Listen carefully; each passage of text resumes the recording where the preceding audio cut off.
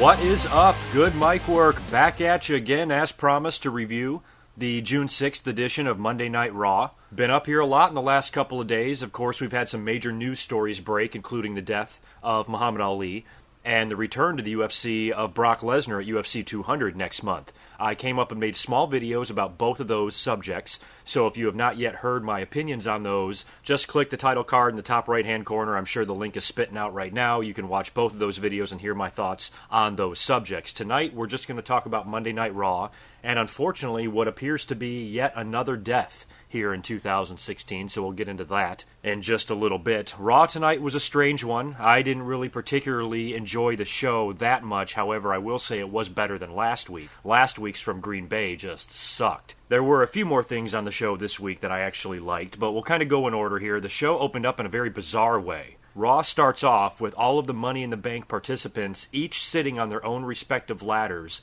in the ring, each with a microphone, and they're all going to take turns cutting promos on each other. And the whole scene, the whole just sight of it just seemed really ridiculous that these guys would be sitting up there waiting and it was going to be this big promo. Now, luckily, it was pretty funny. I mean, Kevin Owens, this guy, I want him to win this so bad. He is so damn funny to me. He even, interrupted Lillian in the beginning when she's announcing all the participants. He's like, come on, get on with it. It's my turn to talk, or whatever he said.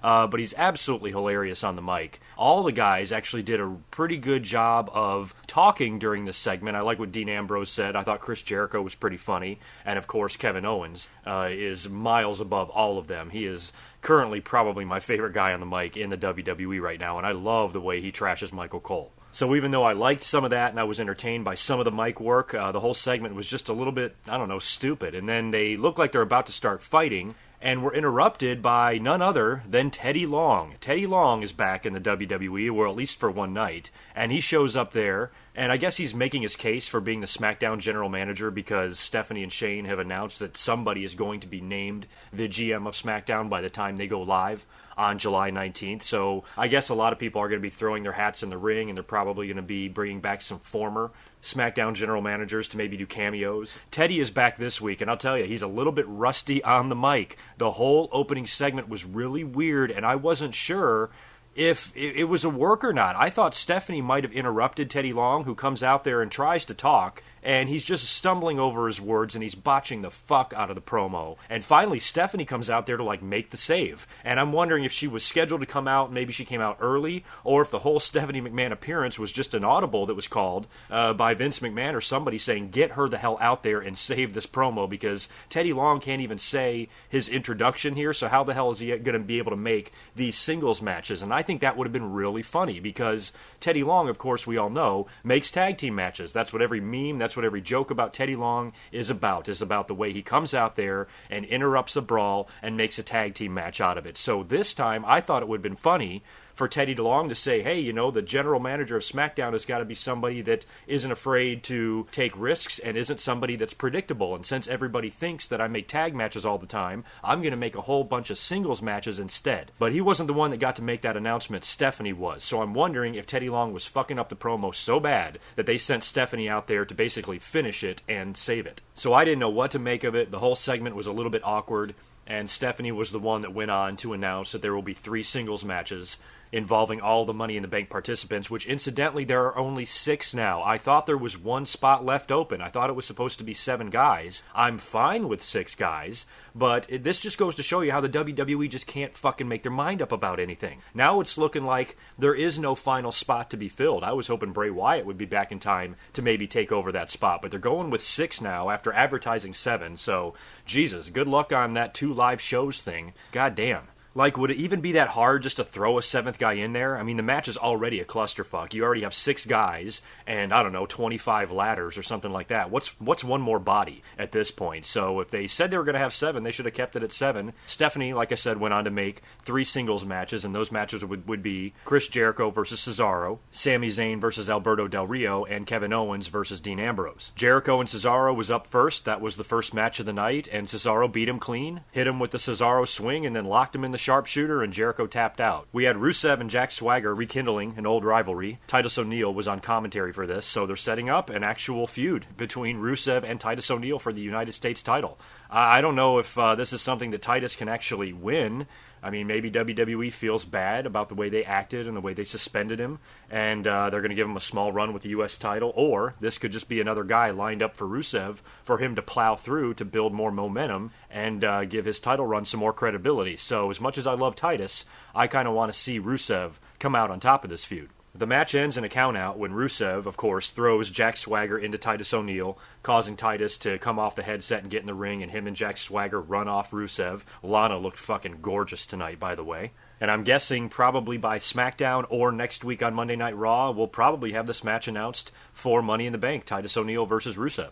Next up, we got the follow-up from what we saw last week with John Cena returning and AJ Styles turning heel. John Cena comes out to cut a promo, and he cuts a damn good one. I was laughing so hard because so many people on Twitter were saying things like, wow, you know, you really realize how bad Roman Reigns is on the mic when you listen to John Cena. I mean, people who always said John Cena sucks on the mic and he can't cut a promo, all of a sudden can see that the guy is good. And it's amazing that it takes something like Roman Reigns to make people understand that, when the truth was staring you right in the face the whole time. It's just the hate for Cena wouldn't let them believe that the guy can actually cut a fucking promo. And he did really well tonight, and he completely annihilated AJ Styles on the mic. And that's nothing to be ashamed of. John Cena is better on the mic. Just like when they get in the ring, AJ will annihilate him in the ring. AJ will show what a better in-ring worker he is than John Cena, just like John Cena showed him how much better he is on the mic. But I liked what both guys said. I mean, AJ, I will give him credit. He held his own. I mean, he's not nearly the promo that John Cena is, but he was not intimidated out there.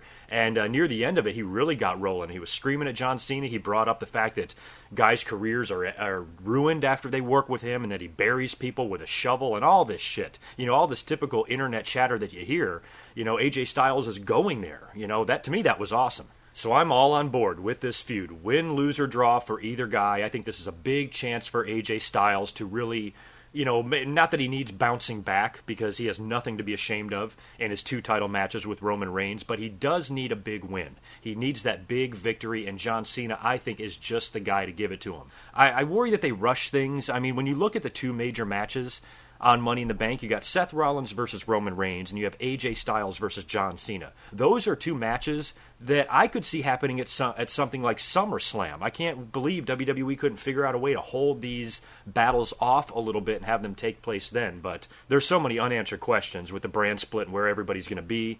I just worry that they're rushing things a little bit too much. I mean, these are 2 huge matches. Seth Rollins has been on the shelf for all these months. We've missed him so much. He's getting his first match since he's been back in the company, and John Cena has recently returned as well, and he's going up against AJ Styles, a match, one of the very few dream matches left that we have the opportunity to see. And I just worry that they're putting it together and they're throwing it together too quickly at Money in the Bank instead of saving it for a major pay-per-view. Now, both of these feuds I expect to extend beyond Money in the Bank, but I don't know if it'll extend to SummerSlam or not, because we just don't know. But there's nothing I can do about it. The business moves incredibly fast. There's a pay-per-view every month. There's 2 live shows a week now that's going to be starting next month. And, you know, there's no time to drag your feet. So they want to do this feud now, so I got to get behind it. I'm excited to see it. So far, I like what I've seen and heard from both guys. The swerve last week with AJ turning heel surprised me and made me happy. And then the mic work by both guys, especially Cena tonight, also got me excited for the match. So, you know, I want this to benefit AJ Styles as best as possible. I ranted a little bit last week and gave some harsh opinions on this because a lot of people were worried that John Cena might win a match, and I was like, well, you better get used to that idea because it's going to happen. But he's not going to win all of them, and AJ Styles is not going to win all of them. So, you know, you think this is a really good opportunity for the club at Money in the Bank because Gallows and Anderson have a tag team title shot at that pay-per-view, and AJ is facing John Cena one-on-one. So if both guys, if Gallows and Anderson and AJ are both successful, that is really going to elevate the stock of the club, with Gallows and Anderson each holding belts, and then you have AJ just getting the victory of his career. But I definitely think Money in the Bank is a good opportunity for Cena to go down, for AJ to make his mark and cement himself as a major player. From the minute he's walked into the door of the WWE, they have trusted him in big match situations. They put him with a veteran like Chris Jericho at first, and then they had him work with the world champion. He's been main eventing on a shit ton of Raws and SmackDowns and pay-per-views in the last couple of months. And you can tell WWE really likes him. And he wrestles such a crazy style, and he's already, 38 years old or something like that. WWE probably wants to get as much out of AJ as they can, and which might be why they're not making him go to NXT and work there for a year and shit. They're putting him right in the spotlight. So for AJ Styles fans, you cannot complain about the way the WWE has treated him. There has been times in the past when guys like AJ Styles has come in and they've put him at a Tyler Breeze level. And for WWE to acknowledge the success and the stardom of a guy like that who never worked for the WWE is a pretty nice breath of fresh air considering how they've always done things in the past. So I'm not one of these people that thinks AJ Styles is getting fucked over in the WWE. I think he's been treated incredibly well. And if he does in fact defeat John Cena, that really means that the WWE want him to be a major part of their company. So for me, the best option at Money in the Bank is for AJ to win. Now, if Cena wins and then AJ wins the next pay-per-view, I'd be fine with that, but for something in me tells me that it would be better for AJ to win the first match. If he has to win the second one instead, fine. Maybe Cena beats him, but AJ says, God damn it, I want another shot at you, and then he beats him at Battleground or something. That could work, but I think it would work better if AJ wins at Money in the Bank. I want the club to come out of Money in the Bank as strong as ever, and with Finn Balor getting his title rematch, I think on Wednesday at NXT TakeOver, he could be done with his Samoa Joe feud and ready to come up to the main roster pretty much at any time this summer. So maybe we could see Balor interfere and help AJ win or something like that. I don't know. He's a heel. There's a really good chance that if he beats Cena, he's going to have to cheat. So I really could care less how they do it as long as at the end of the pay-per-view, the Bullet Club makes a major statement. How cool would it be to see the club completely dominate? If they call them Balor Club or Bullet Club maybe even. I don't even know if they can use that name, but John Cena kind of referred to it in his promo even. But whatever this alliance is between AJ and Gallows and Anderson and Balor, if he ever comes up to the main roster and gets involved with these guys in any way, I would love to see them completely dominate for, 6 months, 7 months. I'd like to see them slowly turn Seth Rollins into a babyface. And then several months down the line, I want to see the club in the ring bragging that there's nobody out there that can come close to beating them. They've demolished everybody that's got in their path. And then you hear Sierra, Hotel, and all that shit, and the Shields music hits, and they come down to confront him. That thought gives me a rock-hard erection. So I would like to see them build to something like that one day. Who knows what they're going to do. But the overall segment, I think, with Cena and AJ was done very well tonight, and I like the promos by both guys. Let's stay on the subject of the main events and just skip ahead a little bit. Now, instead of doing a ridiculous segment like they did last week with Seth Rollins and Roman Reigns, neither guy appeared on the show, but they basically did their building of their title match in really long, nicely done video packages chronicling Seth Rollins' injury and return to the ring and how he's the rightful champion and then he never lost it and he's back to take his title. I like all of that. As a matter of fact, I even watched the WWE 24 show on Seth Rollins chronicling his injury and rehab and his workouts and everything, getting back into the ring. And it's a really nice story, and it makes you really realize what these wrestlers go through when they get injured, especially people that love being out there and love to compete and are in their prime of their life, and then they get hurt and they have to sit there. They have to sit there and watch WrestleMania from a skybox. That's gotta eat away inside at them, and the whole special was really nicely done. Seth gets a lot of sympathy in that regard. A lot of people still really want to see him a babyface. I think that he can be. I still think him being a heel is okay because it's not like it doesn't make any sense. Seth came back as who he was before, and everything that he's saying is 100% true. Seth would probably be saying this regardless of who the WWE champion was. So people that scream out that it makes no sense that he's a heel is ridiculous. It makes perfect sense that he's a heel. Now, I also think he should turn babyface eventually. The fans want to cheer him, which is what everybody keeps tweeting me. Don't you agree that all this Seth Rollins stuff makes you want to cheer him? And I'm like, yeah, I do agree. Who is saying that you can't cheer him? Go for it. I see nothing at the beginning of Raw warning people not to cheer for Seth Rollins. So if you want to cheer him, cheer away. Cheer your balls off. Like I give a shit. I like the guy too, and I'm going to cheer for him too. So if they want to do something with Seth in the future, there's a brand split coming up. He could go over to SmackDown and become a top babyface there. He could do the double turn with Roman Reigns that we've talked about. There's a lot of things they could do, and I think once this maybe initial match is over with Roman Reigns and they get through this first battle, then I can see them maybe transitioning Seth into being a babyface. But to me, if people love him, you can still love him in a month. You can still love him in 2 months. A lot of people just want to capitalize on a returning star because of how hot they are when they come back, but that usually tapers off a little bit and usually evens out. And the pops a guy gets when he first returns is not as big as it's going to be 6 months from now either. So I think that's a big part of the fans' argument, that they want to cheer him now because he's as over as he's ever been. It's not happening yet. But I do think Seth will be a babyface because they got to give him a run as a babyface. He'd be a great one.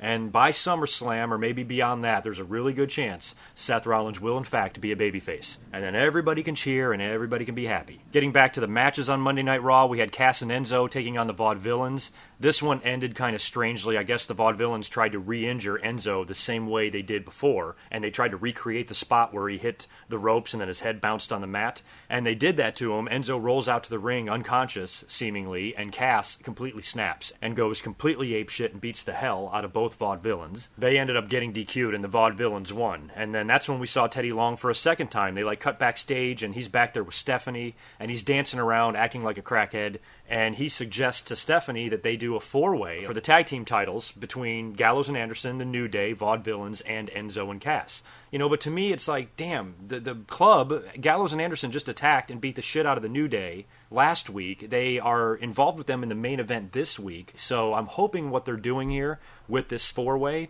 is postponing, maybe, Gallows and Anderson winning the belts. And that way, if they lose or come up short in a four-way, they can still save face because they won't even be involved in the decision. So I think Gallows and Anderson are going to get those belts eventually, but this four-way tells me that the WWE is holding off, and New Day might actually wind up retaining. If Gallows and Anderson win the belts and the New Day's long title reign comes to an end, I don't want to see that happen in a four-way match. I want to see a team come out there and beat the shit out of them. And that's what Gallows and Anderson should eventually do. So hopefully, by Battleground or SummerSlam or whatever, Gallows and Anderson will eventually win the tag team belts. I think that adds a little bit more to the theory of AJ winning, by the way, against John Cena. If Gallows and Anderson lose, I can't also see AJ Styles losing to John Cena. So I think it's going to be one way or the other. Ideally, like I said, I'd like to see AJ come out with a victory and Gallows and Anderson come out with the belts. But I think the most likely option is Gallows and Anderson come up short in the Fatal 4-Way, but live to fight the New Day again and eventually get the tag team belts, and AJ beats Cena that night. We also saw Sami Zayn versus Alberto Del Rio, and Del Rio won this match with his top rope stomp thing finisher that he did, and that was a pretty good match. The other Money in the Bank match was Dean Ambrose versus Kevin Owens, and Kevin Owens got beat clean by Dean Ambrose with the dirty deeds. And as much as I hate to say it, I'm not a big Dean Ambrose fan anymore. He's just incredibly boring in the ring. I think he's a great personality. He's a hilarious promo. He reminds me a lot of Roddy Piper, where he's kind of, multi-dimensional and stuff, and he's not the greatest in-ring worker, but he's so entertaining otherwise. I think it would be fun, however, if he did win the briefcase, and you could have the whole Shield being involved in the world title situation. You could even have a triple threat at SummerSlam or something between the three guys. But like I said, I mean, my biggest pick, my number one pick right now for the Money in the Bank is Kevin Owens. He's the one I want to see win, hands down. So the fact that Dean Ambrose got a victory over him tonight, that keeps Ambrose's stock a little bit relevant, and it's not going to hurt Kevin Owens any if he winds up having a briefcase in his hands in 2 weeks. No women's match tonight, just a women's segment, which wasn't even very good either. Charlotte comes out with Dana Brooke, cuts a promo on her dad and why she did what she did and all that shit, and she's confronted by Natty and Becky, and they try to convince Dana Brooke to be careful of Charlotte, don't trust her because she's going to turn around and stab you in the back. I've mentioned before that this Dana Brooke chick must be the dumbest woman walking planet Earth, because if she doesn't know this, if Charlotte's willing to do that to her father, you think she gives a shit about Dana Brooke, but Dana Brooke's just blindly following her anyway? So the girls bring that up to her, and it kind of looks like Dana is hearing them and might walk away from Charlotte, and then it was just a ploy to nail Natty, and then Charlotte and Dana Brooke proceed to beat the crap out of both girls, and that was that. So I guess at Money in the Bank, maybe we don't get a title match. Maybe we get a tag team match with Dana Brooke and Charlotte taking on Natty and Becky, and Charlotte gets a pay-per-view off from defending the title. I guess there's still time for Sasha Banks, wherever she is, to come back before Money in the Bank and interrupt one of Charlotte's cunty promos. And the boss can show up and get that title shot at Money in the Bank. So I think those are the two options that we're most likely looking at. I paid almost no attention at all to whatever went on between Breezango and the Golden Truth, because during this match was when Twitter started blowing up, and we've suffered another death, this one in a related field, MMA again. Kimbo Slice was hospitalized and passed away, I think, of heart failure. Now, as of recording this commentary, this is still not completely confirmed. None of the big networks have confirmed it. I have not even seen it on ESPN. Everybody is still claiming that he's hospitalized, but there are enough people and enough news sources that I have seen, and a few people that I trust, are reporting that, in fact, he has died at age 42 due to some sort of heart failure or something like that. I guess he was rushed to the hospital from his home, I think, down in Florida. But it's just extremely bad news. I mean, how much worse can 2016 possibly get? I mean, what other kick in the balls, death-wise, can we possibly have? It's fucking ridiculous, but my heart goes out to the friends and family of Kimbo Slice. Always sad to hear of a death, especially when it's something that's, related to wrestling. So rest in peace, Kimbo Slice. You were one of a kind for sure. On to the main event now. We had the club, AJ Styles, Gallows, and Anderson taking on the New Day in a 6-man match. Xavier Woods gets knocked out of the match early, I think by a Styles Clash. I missed that spot because my stream was screwing up, so I didn't even see it, but I know it was pretty much a 2-on-3 situation, and the club ended up defeating the New Day. AJ, I think, nailed Kofi with a phenomenal forearm and got the pin. Then they continued the assault on the New Day after the match, which you kind of saw coming. You knew that John Cena was going to make some sort of an appearance in that. And he comes out there to make the save. The club retreats, and the show goes off the air with kind of a stare down. So, nothing great, but not something that you can really complain about when AJ Styles is main eventing every Raw that we see. So if I had to rate the show, I don't know, what would you give it? Like a C+, maybe? Something like that? B-? Probably a C, sounds more likely. So nothing special this week on Raw, just building up to Money in the Bank, and we'll see what happens next week. As far as what's on tap for this week video-wise, I know there is an NXT TakeOver show on Wednesday night. I am not going to be home to see that, unfortunately. I wish I was. I would love to live tweet and watch that as it happens, but I won't be home to see it, so if I do come up and do a review on it at all, it will probably be the next day, and that's not even a guarantee because I just don't know if I'm going to have time to. However, last week, over the weekend, I was able to come up here twice and talk about Muhammad Ali and Brock Lesnar, so hopefully I'll be able to find a little bit of time to watch NXT TakeOver and give you a short review on it. I just cannot promise anything, so keep a lookout this week. Follow me on Twitter, like me on Facebook. If I have a video, it'll be up on both of those sites as well. And if for any reason you don't hear from me, you will definitely hear from me next week after Monday Night Raw, because I believe that is the go-home show to Money in the Bank, and I'll have to come up here and do predictions and all that shit. So you guys have a great rest of your week. Enjoy NXT TakeOver. Let me know your thoughts on Raw tonight, on Money in the Bank, the death of Kimbo Slice, and anything else I might have talked about in this commentary. You guys take care, and I'll talk to you soon. Until then, peace.